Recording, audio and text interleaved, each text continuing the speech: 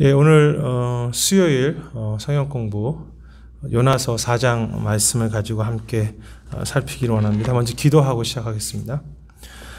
하나님, 저희가 요나서 말씀을 통해서 또 하나님께서 우리들에게 원하시는 것이 무엇이고 또 우리가 다시 한번 새롭게 생각하고 헌신해야 될 것이 무엇인지 깨닫는 시간 되게 하시고, 이 시간에도 각자의 처소에서 또 이 공부를 할 때 주께서 은혜를 더해 주시옵소서. 감사드리고 예수님 이름으로 기도드립니다. 아멘. 모든 분들을 환영합니다. 요나서 공부 이제 마지막이 되겠죠. 요나서 4장 내용이 되겠는데요. 2월에 사실 오늘 공부의 반 정도까지를 했었고요. 일부를 했었고, 이제 마지막 한 주를 남겨두고 결론주를 남겨두고 그때 강의를 마쳐 못했었는데, 오늘 강의의 반 정도는 그때 하지 못했던 내용들입니다. 그래서 박능쿨 신앙과 하나님의 긍휼이라는 주제로 저희가 함께 살피겠습니다. 오늘 이 요나서 4장의 내용은 그리고 오늘 전체 강의의 내용은 이 방탕한 선지자라고 저희가 주제를 시작했던 공부의 어쩌면 결론이라고 말할 수 있겠습니다. 그래서 어떤 내용들을 제가 정리할 수도 있고, 또 우리가 하나님께서 요나서를 왜 쓰게 하셨는지, 또 요나에게 무엇을 말씀하시고 또 우리들에게 어떤 이야기를 하시는지가 잘 들어있는 공부라고 생각하는데요. 나무의 특징은 어떤 모양이 있든지 그 나무가 살아있다면 그 깊은 나무 그 뿌리가 계속해서 내려가면서 그 물과 영양분들을 그 뿌리로부터 얻기 위해서 계속 더 깊어진다는 것입니다. 그래서 그 뿌리의 깊이가 결국 그 나무가 얼마나 건강하고 살아있냐 하는 증거가 되겠죠. 우리가 살아있다고 하는 것, 증거가 끝없이 뿌리가 이렇게 뻗쳐나가는 것. 그것은 또 우리 신앙과도 연결이 되는데요. 그것이 오늘 공부에 또 연결되는 부분이기도 합니다. 박능쿨 신앙이라는 것은 사실은 이제 팀 켈러 목사님이 그 방탕한 선지자에서 4장 첫 부분을 챕터를 정할 때 이 박능쿨 신앙이라고 하는 타이틀을 붙였습니다. 저희가 이제 4장을 보면서 이 요나의 박능쿨 신앙의 모습들을 좀 볼 수 있는데, 그 중에 먼저 들어올 수 있는 것은 성내기도 하고 또 기뻐하기도 하는 요나의 모습입니다. 참 쉽게 성내고 또 쉽게 기뻐하는 모습인데요. 먼저 성내는 요나에 대해서 4장 1절과 3절과 9절의 내용들이 다 들어있는데요. 1절에 보시면 요나가 매우 싫어하고 성내매라고 그렇게 되어 있습니다. 3절의 내용을 한번 읽어보면요. 여호와여, 원하건대 이제 내 생명을 거두어 가소서. 사는 것보다 죽는 것이 내게 나음이니이다 하니, 매우 적극적인 하나님 앞에서의 성냄이라고 말할 수 있겠죠. 9절에서도 또 그가 성내죠. 하나님이 요나에게 이르시되 내가 이 박능쿨을 말미암아 성내는 것이 어찌 옳으냐 하시니, 그가 대답하되 내가 성내어 죽기까지 할지라도 옳으니이다. 하나님 앞에 이렇게까지 말할 수 있는 사람이 있는지 모르겠지만, 내가 성내어 죽기까지 할지라도 그가 옳다고 말합니다. 성내고 있습니다. 계속 화를 내는데요. 그가 화를 내는 이유가 이제 3절에 저희가 살핀 것처럼 왜 그가 성내는 것인가? 결국은 이 상황들이 어떤 것인가 하면, 니느웨가 이제 3장에서 예기치 못하게 회개하지 않습니까? 근데 그 회개하는 모습이 요나로서는 마땅치 않았던 것입니다. 자기의 기분이 좋지 않았죠. 왜냐하면 그 민족은 마땅히 심판을 받아야 되는 사람들인데 자기가 전한 메시지 때문에 그 민족이 회개함으로써 오히려 자기 민족이 이제 손해볼 가능성이 있다는 것이고요. 또 이 요나에게 있어서는 하나님은 공의의 하나님이시기 때문에 반드시 악한 그 아수르, 니느웨를 심판하셔야 되는데, 하나님이 어떻게 그것을 용서하실 수가 있는가? 하나님 자기 신학이 맞지 않다는 것입니다. 차비지 목사님이 이제 이런 이야기를 했습니다. 요나는 자신의 특별한 민족적, 종교적 이력에서 인생의 의미를 찾았다. 그의 정체성은 하나님이 아니라 이스라엘 사람이자 선지자라는 사실에 기반을 두고 있었다. 자기 정체성이 하나님에 있지 않고 자기가 어떤 사람, 내 민족이 내가 어떤 사람인지에 대해서 자꾸 초점을 맞추고 있다는 것이죠. 제가 이제 PPT에는 적지 않았지만 팀 켈러 목사님 책에서 이런 표현도 있습니다. 요나의 반응은 이해하기 힘들다. 유명한 미술관에 자기의 작품이 설치해 준다고 예술가들이 화를 내겠는가? 음악가들이 카네기홀에서 기립박수를 받을 때 화를 내겠는가? 그렇다면 왜 요나는 평생 동안 자기가 한 번도 경험할 수 없는 그런 회개와 부흥을 청중들로부터 듣고 있는데 그 말씀을 전한 결국 그렇게 되었는데도 불구하고 마지막 그 왕들까지 작은 자들까지 회개했는데 불같이 격분하고 있는 것은 이해할 수 없다라고 이야기하죠. 요나는 자기 민족에 대한 자기 정체성에 대한 것이 너무나 중요했기 때문에 그 사람들이 뭐 회개하든 그것이 별로 상관이 없었고 그것이 자기가 손상받게 되자 화냈던 것입니다. 차비자 목사님도 계속해서 이런 이야기도 하죠. 그렇기 때문에 하나님이 그의 적들에게 가서 그분의 메시지와 자비로운 간섭을 전하고 그분의 은혜를 경험하게 하셨을 때 그는 그렇게 하라고 하실 때 달아나지 않았습니까? 요나는 이렇게 말하는 것 같다. 나와 그들이 같다면 나는 특별하게 만들어주신 것이 아무것도 남지 않을 것입니다. 나는 특별하다는 것이죠. 그 사람들과 좀 달라야 되는데 어떻게 나와 그들을 똑같이 여길 수 있는, 나에게도 긍휼을 주시는 건 당연하지만 어떻게 저 사람들을 그렇게 사랑하실 수가 있는가? 나는 특별하다고 사는 생각, 자기의 자존심, 그리고 내 의가 우리들에게 다 있지 않습니까? 그리스도인들에게 특히 내 의가 많죠. 나는 그래도 이렇게 구원받은 백성이 저 사람들은 아니기 때문에 다르다는 것입니다. 물론 그것이 거룩한 의미에서 그렇게 구별하는 것은 맞지만 결국 이것이 내 의가 된다는 것이죠. 또 왜 화냈습니까? 두 번째 9절에서 성낼 때는 저희가 읽었지만 이제 하나님께서 박농쿨을 이제 주시지 않습니까? 하나님께서 주시는데 사실은 그것을 사라지게 하시죠. 이제 벌레를 주셔서 그 때문에 화냈습니다. 이유는 박농쿨이 사라진 것인데요. 내가 기뻐하던 것이 박농쿨이죠. 그리고 참 그곳에서 그가 편안하게 쉼을 얻고 있었습니다. 그것이 무너진 것입니다. 팀 켈러 목사님이 이런 이야기를 했습니다. 요나는 사실상 그것이 없이는 더 이상 살고 싶지 않습니다라고 말했고 그것은 하나님 대신에 인생의 주된 기쁨, 이유, 사랑으로 받아들이는 것을 잃어버렸다는 뜻이다라고 했습니다. 결국 우상이죠. 그러니까 하나님 대신에 이것이 나에게 인생에 너무 중요한 의미입니다. 그것 없으면 안 됩니다. 라고 말하고 있는 것이 요나이고, 요나는 그것이 이제 박농쿨이었죠. 우상. 우리들에게는 그것 없으면 안 되는 것이 무엇입니까? 저에게는 목회라는 것도 우상일 수 있고, 가족들도 우상이 될 수 있는 것이죠. 그것 없으면 안 됩니다. 물질이 되는 것은 당연하겠고요. 건강, 그것 없으면 내가 살고 싶지 않습니다. 결국 요나는 자기가 소중하게 여기던 것이 사라지는 것 때문에 그것이 자기의 의든 자존심이든 내가 편안하게 화내는 것이죠. 박농쿨 신앙입니다. 근데 요나가 또 기뻐하죠. 4장 6절에서도 저희가 이제 살필 수 있는데 제가 읽겠습니다. 하나님 여호와께서 박농쿨을 예비하사 요나를 가리게 하셨으니 이는 그의 머리를 위하여 그늘이 지게 하여 그의 괴로움을 면하게 하려 하심이었더라. 요나가 박농쿨로 말미암아 크게 기뻐하였더라. 왜 기뻐합니까? 박농쿨 때문에 기뻐하는 것입니다. 내 편안함, 괴로움을 하나님께 덜하게 하셨다. 너무 힘들었는데 태양 때문에 그 박농쿨을 주셔서 편안한 그늘에서 쉴 수 있게 하는 것. 참 가볍지 않습니까?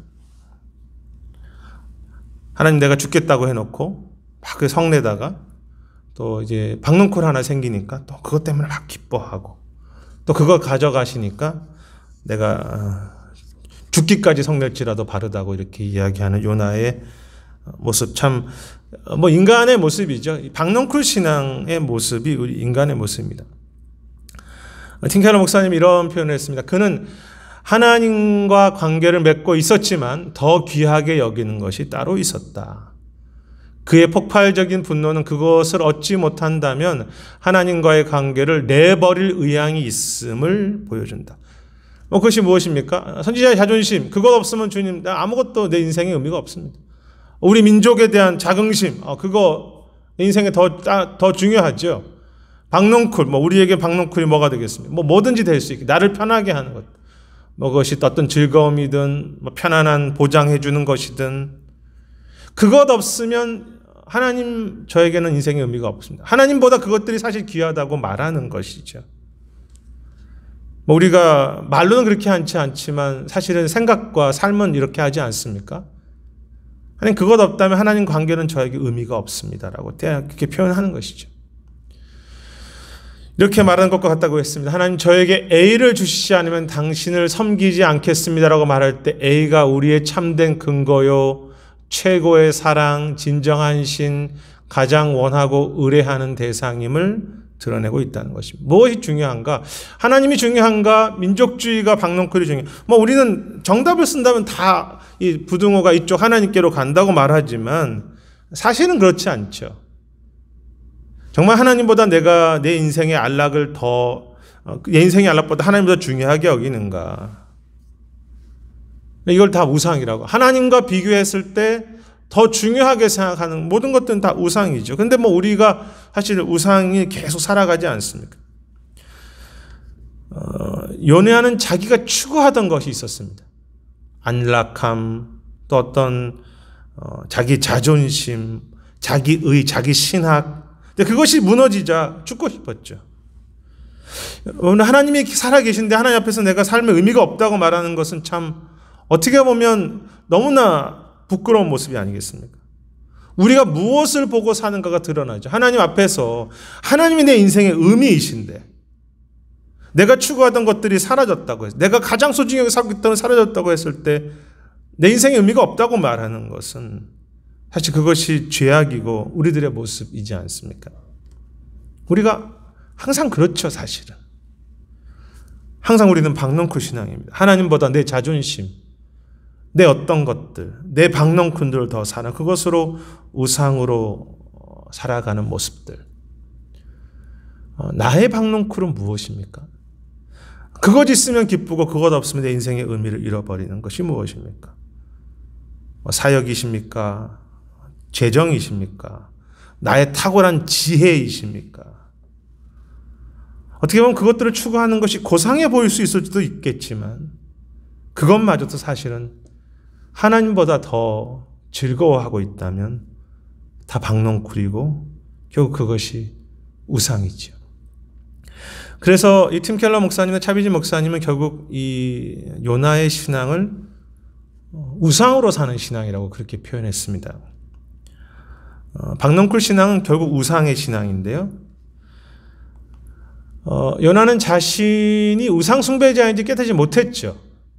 우리가 앞에 이제 2장 8절에 보면 이제 우상 숭배하는 자들에 대한 이제 그 기도가 있어요. 저 사람들, 우상 숭배하는 자들, 이런 표현들이 있는데, 반대로 자신은 의롭다고 적어도 비교적 괜찮다고 착각한 것이죠.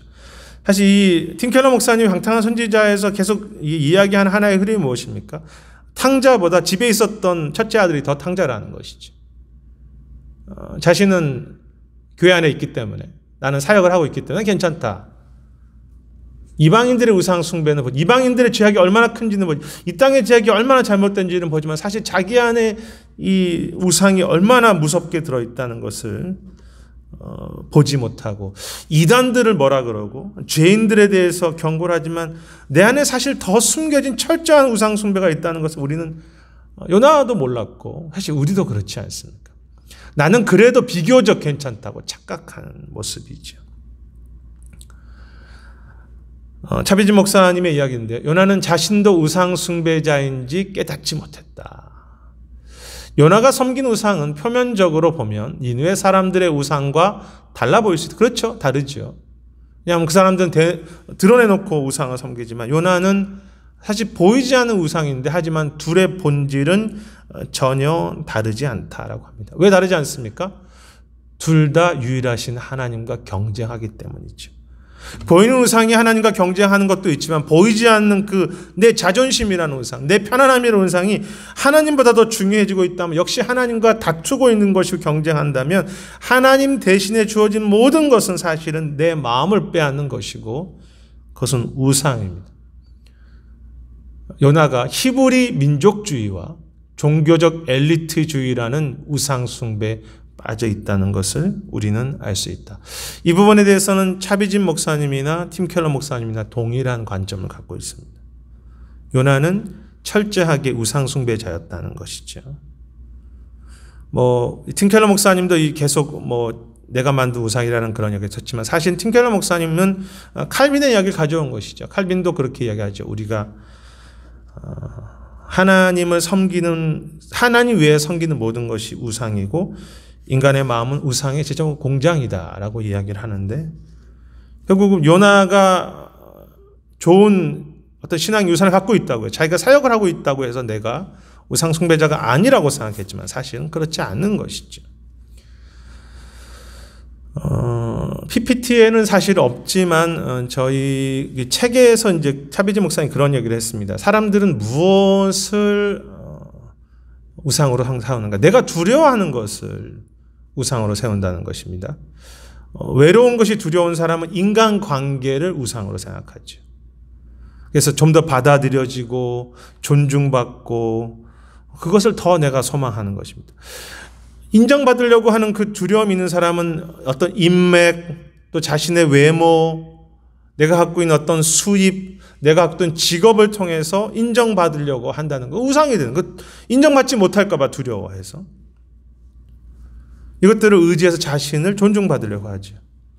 쓸모없는 존재가 되는 것이 두려운 사람은 결국은 어떤 업적을 통해서 계속해서 자기를 인정받음으로 내가 참 그래도 쓸모 있는 존재라는 것을 스스로 자꾸 평가해 가려고 하기 때문에 내가 두려워하는 것이 결국은 내가 우상으로 생각하는 것입니다.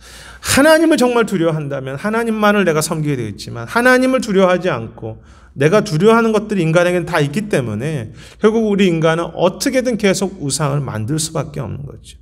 주님의 은혜가 아니면 그 우상을 깨트릴 수 없습니다. 아무리 그 우상이 겉으로 기독교적으로 보이고 신앙적으로 보이고 성경에 근거한 것처럼 보이고 내 열심을 낸다 그래도 결국 하나님보다 내가 더 우선순위 여기고 있는 그 어떤 것들은 결국은 나와 서로를 상처 입히게 하고 우리를 망가뜨리게 하고 그것으로 말미암아 파괴하게 하는, 결국 우상은 우리를 망치게 되는 것입니다. 우리가 모르고 있을 뿐이죠. 요나는 자기가 몰랐습니다. 내가 얼마나 우상 숭배자예요. 그것이 자기를 망치고 있다는 것을 모르고 자는 좋은 선지자라고 생각했을 뿐이죠. 하지만 결국 그것이 자신을 망친 것이죠. 이 박농쿨 신앙의 결론으로 본다면, 1번에 대한 결론으로 본다면 박농쿨 신앙을 갖지 말자라는 것이 결론이 아니고요. 박농쿨 신앙이 우리 안에 뿌리 깊이 있다는 것을 인정하는 것입니다. 내가 박농쿨 신앙을 갖지 말아야지 이게 아니고요. 박농쿨 신앙이 계속 내 안에 있다는 것입니다. 그래서 내 것으로부터 날마다 그리스도의 것으로, 하나님의 것으로 옮겨가려고 하는 어떤 내 안에 결단과 과정들이 없다면 내 안에 그 뿌리 깊은 것은 결국 계속해서 자라날 수밖에 없다는 것이죠.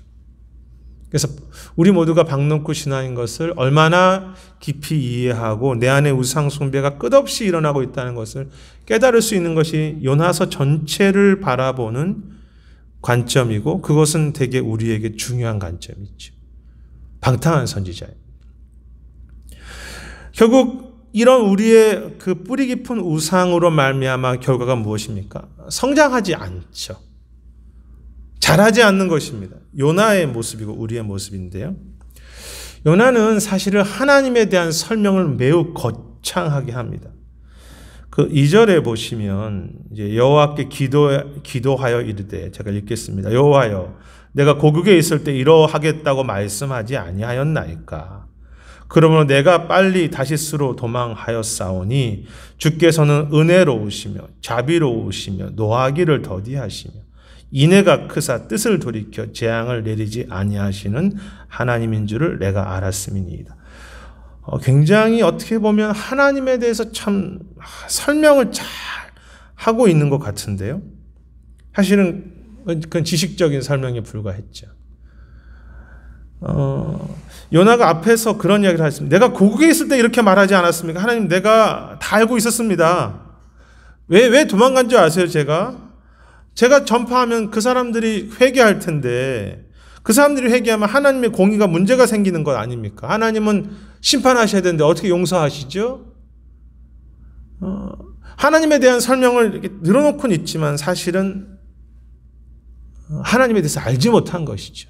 하나님은 인애로우시고 자비하시고, 그 노인가시라고 하는 제 패커의 아주 유명한 책이죠. 신학교에서도 읽고 우리가 평신도들도 많이 읽으실 수 있는 책인데요. 그 책에서는 결국은 어떤 출발점은 우리가 하나님을 알 수 없다는 것입니다. 어떻게 우리가 하나님을 압니까? 하나님은 우리와 다르신 분이신데, 그런데도 알게 하셨다는 것이죠. 어떻게 알게 하셨습니까?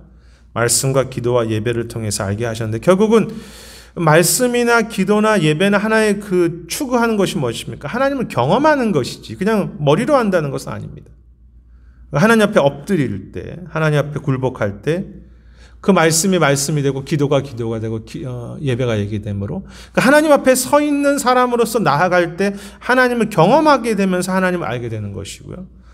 또 하나 추구하는 것은 세상을 향한 하나님의 마음을 품어감으로써 그것이 순종일 수 있겠고 희생일 수 있겠고 섬김일 수 있겠고 선교일 수 있겠지만, 하나님의 마음을 세상을 향해 품어가면서 내가 하나님을 알아가는 것입니다. 하나님 앞에 엎드리면서 하나님을 알아가고, 하나님의 마음을 품고 세상을 향해서 나아감으로써 하나님을 내가 배워가는 것이, 알아가는, 이것이 하나님의 마음이었구나. 그래서 하나님을 알게 된다는 것이죠. 근데 요나는 사실 둘 다 없었죠. 그가 지식적으로 하나님은 은혜로우시고 자비하시고 노하기를 더디하시고 인애가 크시다고 말하고 있지만, 사실은 그것은 그의 머리의 문제였지, 실제로 그가 그것을 가슴에 품어보지도 않았고, 또 그것을 하나님 앞에 굴복함으로 그런 하나님을 경배하지도 않은 것이죠. 그래서 하나님에 대한 설명을 다양하게 늘어놓았지만 실제로는 하나님을 모르는 사람, 그것이 우리가 될 수도 있다는 거죠. 하나님에 대해서 저희가 설교를 듣고 성경을 통해서 듣고 하나님은 은혜로우시대, 그렇지만 내가 하나님을 한 번도 그런 은혜라는 것을 내가 체험해보지 않은 신앙, 하나님 앞에 엎드려보지 않은 신앙, 그리고 하나님의 마음으로 세상을 향해 나가보지 않은 신앙이죠. 요나는 성경을 취사 선택하여 읽었고 자신의 정당함을 위해서 사용한다라고 합니다. 성경을 읽는데 자신이 더 의롭게 느껴진다면 성경을 잘못 읽고 있는 것이다. 성장이 멈춘 특징은요, 성경을 읽을 때 그 속에서 내 안에 애통이 사라진 것이죠. 나의 모습이 보이지 않는 것입니다. 그냥 지식이 보이거나 다른 사람들에 보이기 시작한다면 그것은 성경을 바르게 읽지 않은 것이다 라고 팀 켈러 목사님 이야기하는 것인데요. PPT는 없지만 성경의 중심의 메시지를 놓친 것인데, 성경이 우리를 겸허하게 하고 우리 스스로를 낮추고 우리의 결함을 보고 하나님의 은혜로 우리를 나아가게 하는 것이 성경의 역할인데, 그것을 놓치고 있다는 거예요. 성경의 역할은 우리를 겸허하게 하고 우리 스스로를 낮추게 하는 것인데, 내가 의로워진다면 성경을 잘못 읽고 있는 것이다.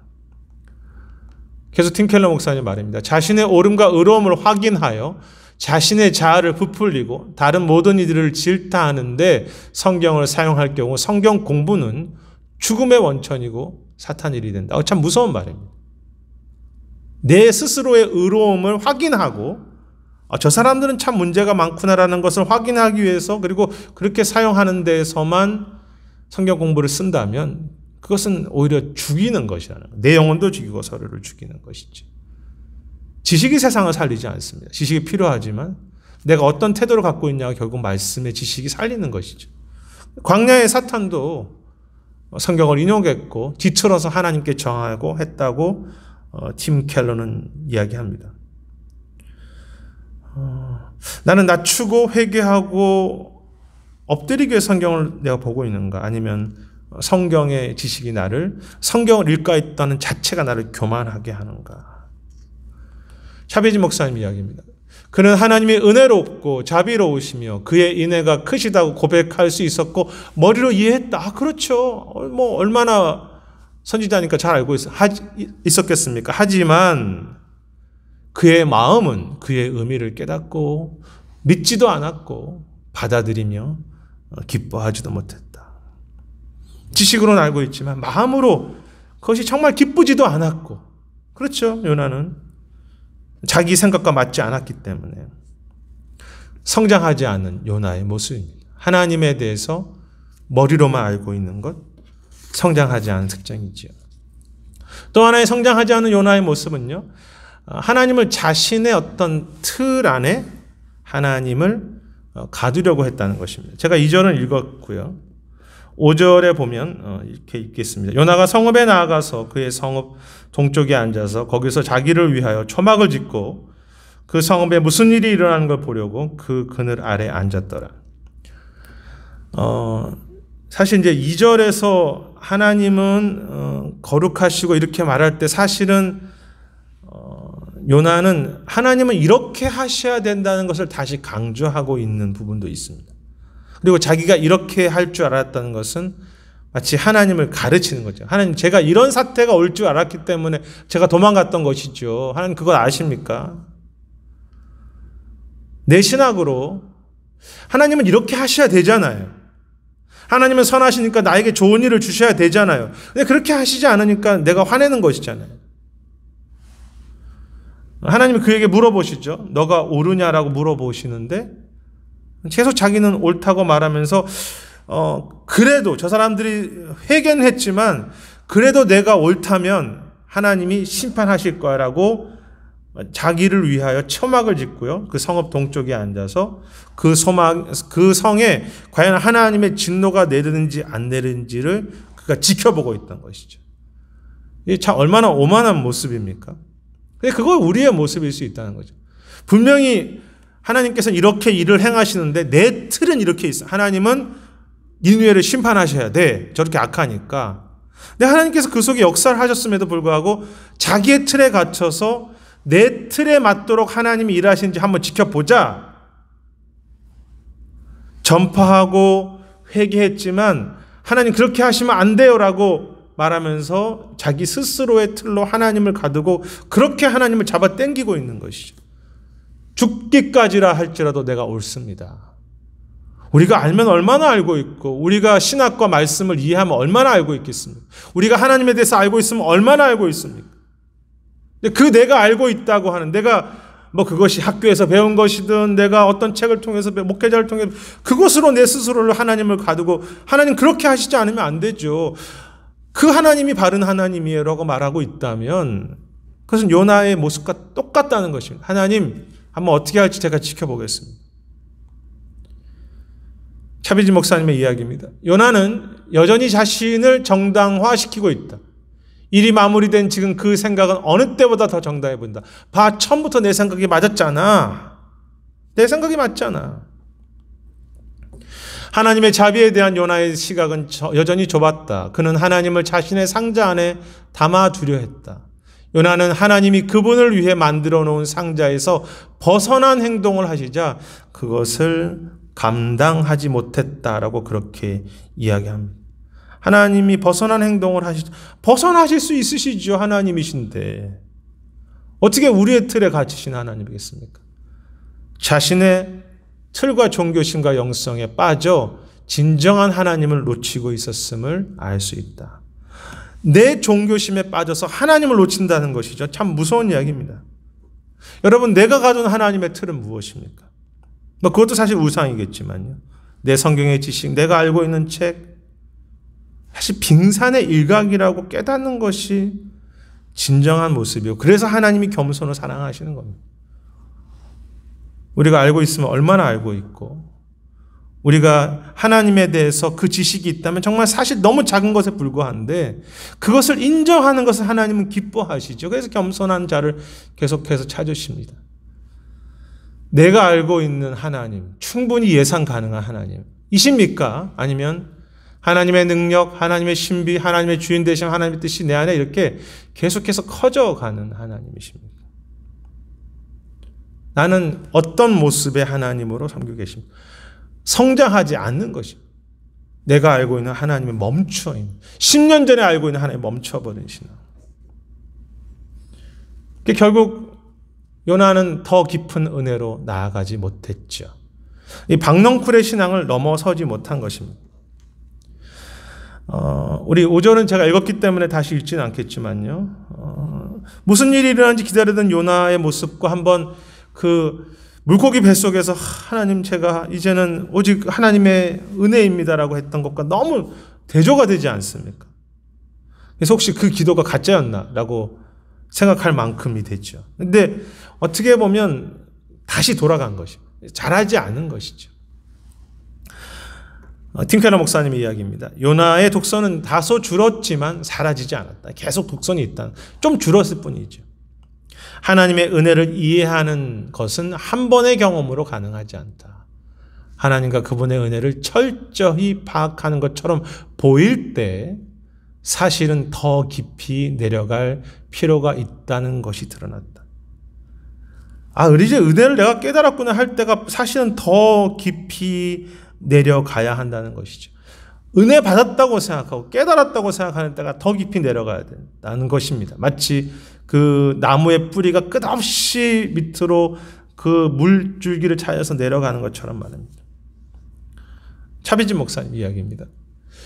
요나의 물고기 속의 기도는 정당했다고 평가할 수 있다. 그것은 바른 기도였죠. 회개했으니까. 하지만 참된 믿음은 언제나 더 배울 여지와 더 놀랄 여지가 남아있다.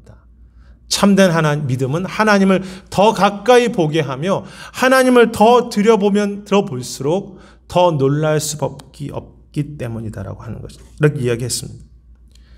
내가 어떤 믿음을 가졌다. 귀한 것입니다. 그러나 그것에서 멈춰 있다면 결국은 하나님을 내가 알지 못한다는, 계속해서 성장하지 않는다는 것입니다. 이 팀 켈러 목사님이나 이 두 분의 공통점은 이야기는 계속해서 하나님께로 더 뿌리를 내려가라고 하는 것인데요. 계속해서 이야기됩니다. 어느 누구도 심지어 순종하는 선지자도 하나님을 온전히 파악할 수 없다. 하나님에 대해 언제나 더 배워야 한다. 하나님에 대하여 더 배우고 우리의 믿음이 더 성장하지 않는다면 남은 것은 쇠퇴뿐이다. 누구도 심지어 선지자도 하나님을 온전히 파악할 수는 없다. 하나님에 대해서 더 배워야 한다. 그렇지 않으면 쇠퇴뿐이다. 매우 깊이 공감합니다. 계속해서 더 내려가고 차비진 목사님이 제가 이제 PPT엔 적지 않았지만 이런 표현을 했습니다. 죽을 때까지 우리는 부분적으로는 불신자라는 것입니다. 얼마 정도는 믿었지만 지속해서 불신의 모습이 남아있다는 것이죠. 구원받았지만 여전히 구원받아야 한다. 죽을 때까지. 그것이 차비진 목사님 요나의 모습을 통해서 도전한 내용입니다. 결론적으로 두 번째 내용을 정리한다면 더 성장한다는 것은 더 깊이 내려가며 더 낮아져야 하고 더 배울 수 있다는 것이라는 것이죠. 내가 되었다가 아니라 몇 번의 은혜를 받아서 끝난 것이 아니라 내가 10년 전, 5년 전에 은혜가 나에게 중요하지만 그것이 멈춘다면 다시 박넝쿨 신앙이다. 그 사람이 계속해서 더 뿌리가 끝없이 살아있다면 뿌리는 지속해서 내려가야 한다고 말씀은 보여주고 있고 또 요나의 모습을 통해서 우리에게 이야기하고 있습니다. 이제 마지막 세 번째 부분인데요. 하나님의 긍휼입니다. 이 부분이 어쩌면 오늘 공부의 결론이기도 하면서도 전체 요나서에서 이야기하려고 하는 하나의 주제이고 마지막 내용이죠. 하나님의 긍휼이 그럼에도 불구하고 그러한 변하지 않고 오만한 요나를 향해서도 어떻게 드러나고 있는가? 이제 9절, 제가 4절은 살펴봤습니다. 9절을 다시 한번 읽어본다면, 하나님이 요나에게 이르시되 내가 이 박넝쿨로 말미암아 성내는 것이 어찌 옳으냐 하시니, 그가 대답하여 내가 성내어 죽기까지 할지라도 옳으니이다. 글쎄요, 제가 하나님이었다면 이렇게 오만한 자에게 바로 그냥 이렇게 벼락을 내려서 이렇게까지 은혜를 주고 물고기의 은혜를 주고 그렇게 회개의 모습을 역사를 보여주는 이렇게 오만한 요나를 향해서 당장 심판의 벌을 내리셔야 되는데 하나님은 또 물으시죠. 끝까지 불쌍히 여기시는 모습이 본문에 등장합니다. 너가 옳으냐? 질문이죠. 근데 요나는 하나님 이제 물으시니까 또 자기가 잘났다고. 내가 옳다고. 끝까지 하나님과 싸워. 한번 따져보겠다고. 우리도 그렇지 않아요. 하나님이 기다리시는데, 하나님 내가 맞지 않습니까? 내가 이렇게 상황을 맞지 않으면 끝까지 하나님과 스스로 싸우는데, 그럼에도 하나님은 내가 옳으냐라고 계속 물어보시면서 기다리시고, 또 그의 생각이 다시 돌아오기를 기다려주시는 것이죠. 또 긍휼히 여겨주시고, 끝까지 추적하시는 하나님의 긍휼입니다. 차베지 목사님 이야기입니다. 이 질문에서 그만해라 요나야 라고 말씀하신 하나님의 부드러운 음성을 들을 수 있다. 고마해라 요나야. 그것이 네가 옳으냐라는 뜻이라는 것이죠. 하지만 요나는 하나님의 은혜를 파악하지도 못했고 마치 자기에게 옳다고 하는 것을 물어보시는 것처럼 하나님의 길을 믿지도 않았다는 것입니다. 하나님께 항복하기보다는 지상의 삶을 포기하고 싶어 했다. 고집과 자존심. 내가 목에 칼이 들어와도 내 생각 바뀌지 않겠습니다라고 하는 하나님은 끝까지 긍휼함으로 여기시는데 요나는 바뀌지 않습니다. 요나를 향해서 끝까지 긍휼하신 하나님이시고요. 또 그 하나님의 모습이 위로하시고 고난을 주시는 것도 하나님의 긍휼함의 모습이라는 것을 저희가 알 수 있겠는데요. 이제 6절은 저희가 읽었으니까 7절에 보면 하나님이 벌레를 예비하사 이튿날 새벽에 그 박넝쿨을 갉아먹게 하심에 시드니라. 6절에서는 하나님이 박넝쿨을 예비하셔서 그의 괴로움을 면하게 하셨다고 되어 있지만 또 7절에서는 그 박넝쿨에 벌레를 주셔서 그 박넝쿨을 가져가시기도 하는 것이죠. 하나님은 박넝쿨을 위로를 주시기도 하고 또 고난을 주시기도 하신다는 것입니다. 그것이 긍휼이지요. 나에게 좋은 것만 해주시는 것이 긍휼이 아닙니다. 이 벌레를 주셔서 박넝쿨을 빼앗아 가심으로 요나가 깨닫기 원하시는 것이 사실은 하나님의 그 긍휼이죠. 우리가 그래서 긍휼을 베푼다고 했을 때 무조건 다 잘해주는 것만이 아니라 어떨 때는 걷어가두고 하는 거죠. 왜? 사랑하니까. 차비진 목사님의 이야기입니다. 주님이 주셨고 주님이 거두어 가셨다. 고작 벌레 한 마리가 요나의 무성한 그늘을 망쳐 버린다. 박넝쿨은 하나님이 베푸신 사랑의 증거였고 그것을 망쳐버린 벌레와 뜨거운 바람도 마찬가지였다. 하나님의 긍휼이 우리가 생각하는 박넝쿨만 주시는 것이 아니라 때로는 고난을 통해서도 하나님은 우리를 더 긍휼히 여기고 계시다는 것입니다. 내가 생각하는 잣대의 긍휼만이 아니라 하나님의 긍휼은 우리가 생각하는 것보다 더 크시다라고 하는 것이죠. 계속 읽겠습니다. 주께서 그 사랑하시는 자를 징계하시고 그가 받아들이시는 아들마다 채찍질하시기를 때문이다. 그러나 요나는 그 상황을 그렇게 보지 않았다. 왜 요나에게 박넝쿨을 주시면서 또 그것을 거두어 가십니까? 두 가지 메시지가 사실 있죠. 첫 번째는 너에게 주어진 모든 것이 은혜라는 것입니다. 사실 박넝쿨을 그가 참 사랑하는데요. 그것도 하나님이 주셨다고 본문이 되어 있고 너는 그 작은 박넝쿨 식물을 너무너무 소중히 여기는다면 하나님의 것, 그것이 이웃과 여기서는 니느웨 백성들이죠. 세상에 대해서 소중히 여긴 것이 마땅하지 아니하냐. 이제 결론으로 가면서 하나님의 그 박넝쿨을 빼앗아 가시면서 하나님 정말 하시고 싶은 내용이 이제 뒷부분의 10절과 11절에 나오는 것이죠. 왜 이것을 거두어 가시는가? 너가 그렇게 소중한 것 때문에 속상하고 아파하는데 나는 어떻게 했냐는 것이죠. 그 잠깐 있다가 없어지는 박넝쿨도 너가 그렇게 소중히 여기는데 나는 그 영혼들, 그들이 죄인들이라고 하지만 그 영혼들 향해서 내 마음은 어떻겠냐는 것이죠.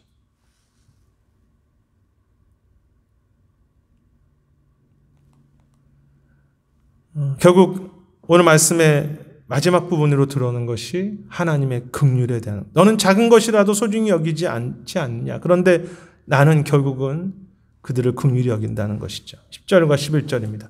어째 이 요나서 공부의 전체 결론이 되겠습니다. 여호와께서 이르시되 이제 그 박넝쿨을 빼어내시고 요나가 화내자 내가 수고도 아니하였고 재배도 아니하였고 한밤에 났다가 한밤에 말라버린 이 박넝쿨도 너가 아꼈거든. 그거 아꼈지 않습니까? 하물며 이 큰 성읍 니느웨는 좌우를 분별하지도 못하는 자가 12만 명이요 가축도 많이 있나니 내가 어찌 아끼지 않겠느냐 하시니. 이것이 전체 요나서의 결론입니다. 요나는 자기의 박넝쿨만을 늘 집착하며 살았지만 하나님의 애통과 눈물은 그 영혼들에게 있었다는 것이죠. 여기서 이제 한글 성경에는 아끼다라고 표현이 2번 나오죠. 요나는 무엇을 아낍니까? 자존심, 자기의, 자신의 안락함을 아끼는데 하나님은 영혼들과 세상과 모든 것들이죠. 근데 여기서 이제 한국말로 아끼다라고 되어 있지만 사실은 원어의 의미는 애통이라고 하니까 어떤 긍휼함이라고 하는 단어가 더 맞습니다. 그래서 컴패션, 긍휼함을 가지고 돌보는 것이 아끼는 것이죠. 그래서 그거는 눈물이 됩니다. 슬픔이 됩니다. 요나가 왜 슬퍼합니까? 아끼던 것이 없어졌으니까. 사랑하는 것이 없어지니까. 요나는 그것 때문에 아팠습니다. 긍휼과 아픔과 눈물과 아끼는 것은 사실 연결이 되죠. 근데 하나님은 무엇을 아끼시냐는 것입니다. 영혼들, 세상의 모든 것들, 그것들을 아끼시고 눈물 흘리시고 애통하신다는 것입니다. 긍휼이라는 단어는 누구 또한 무엇으로 인해 슬퍼하고 마음이 부서져 우는 것을 뜻한다. 하나님은 요나에게 너는 식물을 슬퍼하지만 나는 사람들을 긍휼히 여긴다라고 말씀하시는 것이다. 그분에게는 그 비록 악한 자들이었지만 그들을 향한 그 눈물이 있었다는 것이죠. 그 긍휼하며 아낌이 있었다는 것입니다. 하나님은 아파하십니다. 눈물 흘리십니다. 긍휼히 여기십니다. 진정한 긍휼, 즉 우리의 마음을 다른 사람들에게 자발적으로 붙들어 맨다는 것은, 이 긍휼은 내 마음을 다른 사람들에게 붙들어 맨다라는 의미가 있는데요. 그들의 슬픈 상황 때문에 우리가 슬퍼한다는 뜻이다. 대단히 불편하지만 그것이 긍휼이다. 그리고 이렇게도 이야기합니다. 온전히 거룩하시면서 온전히 용서하시는 그리스도의 십자가를 들여다볼 때 우리는 하나님의 긍휼이 무엇인지 배우게 된다. 이 부분에서 느껴지는 것이 무엇입니까? 요나는 긍휼이 없었습니다. 하나님은 긍휼히 여기셨죠. 그러면서 요나에게 물어보시는 거죠. 내가 긍휼히 여기는 것이 맞지 않느냐? 저렇게 분별하지 못하는 사람들인데, 저렇게 악한 자들인데 긍휼히 여겨야 되지 않겠느냐? 그러면서 그 본문이 그렇게 끝나지 않습니까? 요나가 어떻게 대답했다는 것도 없이 끝나면서 너희는 어떻게 하겠나 물어보시는 것이죠. 이스라엘 백성들에게. 이스라엘 백성들은 철저하게 자기 민족 중심인데 그 가장 싫어하는 니느웨 백성들을 향해서 나는 울고 있는데 너에게는 긍휼이 있냐는 것입니다. 그 긍휼로 그들을 바라볼 수 있냐는 것입니다. 팀켈러 목사님 말씀인데요. 하나님의 은혜에 잠긴 사람들의 특징은 자신과 다른 이들을 경멸하지 않고 긍휼과 사랑을 품는 것이다. 하나님의 사람들의 특징이 다른 사람들을 경멸하지 않는다는 것입니다. 그리고 이 부분이 참 찔립니다. 하나님은 우리에게 어떻게 다른 사람을 긍휼의 마음 없이 바라볼 수 있느냐고 물으신다. 그들이 비록 우리와 전혀 다른 신념과 행동의 방식을 가진 이들이라도 말이다. 어쩌면 이 말이 전체 책의 결론이라고 생각합니다. 어떻게 다른 사람을 긍휼의 마음이 없이 바라볼 수 있느냐. 그들이 비록 악하고 잘못되고 신실하지 못하고 나에게 상처를 주고 우리의 신념과 다르다고 할지라도 어떻게 그들을 긍휼히 여기지 않고 바라볼 수 있겠느냐. 그것이 계속 하나님이 요나에게 던지는 메시지라는 것입니다. 너는 어떻게 긍휼히 여겼어? 그렇게 많은 사람들이 죽어가는데 그들이 정말 악하고 못됐다면 결국 그들이 하나님의 심판을 받을 것인데 너는 어떻게 네가 생각하기에 그 사람들의 기준이 안 맞다고 어떻게 너는 그들을 향한 긍휼을 포기할 수 있는가? 네가 잘못됐다고 생각하는 사람들을 저 사람 저렇게 저렇게 되면 안 돼라고 하는 사람들을 그냥 판단하는 것으로 끝나는 요나인데 그러면서 자기의 자존심, 자기의 박넝쿨은 그렇게도 아끼면서도 하나님의 눈물과 하나님의 긍휼에 대해서 어쩌면 하나님은 지금도 더 못하고 있는 사람들 향해 더 아파하시게, 더 눈물을 흘리게 했죠. 근데 너는 어떻게 하겠냐는 것이죠. 너는 어떻게 그 긍휼한 마음이 없이 그냥 그렇게 너 것만을 긍휼히 여기고 그렇게 애통하며 살겠냐는 것이지. 참 이 부분에 대해서 참 이렇게 아픈 마음이 있습니다. 제 안에 긍휼히 여기는 마음이 너무나 부족하다는 것을 이 내용을 통해 다시 한번 보게 되고요. 그것이 요나서의 결론입니다. 하나님의 긍휼. 차비지 목사님 이렇게 말했습니다. 진정한 사람은 위험하다. 왜냐하면 사랑함으로 마음이 격렬한 고통에 내던져 버릴 수 있기 때문이다. 말도 안 되는 사람을 긍휼히 여기기 위해서 어떻게 내 마음에 고통이 없겠습니까? 아니, 아마도 고통받을 것이다. 하지만 목숨을 버리는 사랑은 복음을 중심으로 한 삶의 가장 중요한 특징이다. 내가 복음을 중요하게 생각한다면 내가 목숨을 버리는 사랑이 우리 속에 드러난다는 것이죠. 내 안에 긍휼이 있는 것이 아닙니다. 주님을 섬기고 주님을 사랑하고 주의 십자가를 볼 때마다 하나님이 우리에게 그 마음을 주신, 어떻게 너가 그냥 갈 수 있겠느냐. 의인에게는 자기의 목숨을 버리는 사랑이 불가능하죠. 어떻게 우리가 그렇게 가능합니까? 하지만 그리스도의 영원한 사랑을 받은 자임을 알게 되면, 아니 그리스도의 사랑에 뿌리가 내려지고 있다면 그러한 긍휼이 가능하다라고 그렇게 차비진 목사님은 이야기했습니다. 결국 우리가 울지 않는 것은 좋은 관계를 유지하는 그 정도의 사랑, 그걸 사랑이라고 생각하고 긍휼함이 내 편들만 좋아하고 사랑하는 것, 그것은 결국 하나님 말씀하시는 것. 너는 어떻게 그렇게 너가 생각이 다르다고 하는 사람에 대해서 그냥 무관심할 수 있겠느냐. 또한 우리의 문제는 결국 긍휼이 없다는 것이죠. 긍휼이 없다는 것은 하나님의 마음에 대해서 우리가 추상적으로 생각한다는 것이고, 세상은 우리에게 얼마나 많은 것을 알고 있고 얼마나 멋지게 살고 있는지를 물어보고 있는 것이 아니라, 그것 때문에 감동을 받는 것이 아니라 십자가로 살고 있는지, 희생으로 내어줄 수 있는 긍휼이 우리에게 있는지를 물어보고, 그런 긍휼이 있는 기독교가 될 때, 신앙이 될 때, 그것이 그리스도의 이름이 높여지는 것이죠. 우리의 기독교 역사 속에서 하나님의 사람들은 대단한 일을 했던 사람이 아니라 진정한 긍휼을 가지고 살았던 사람입니다. 악을 동의하라는 것이 아닙니다. 죄인들에 대해서 무조건 다 허용하라는 것이 아닙니다.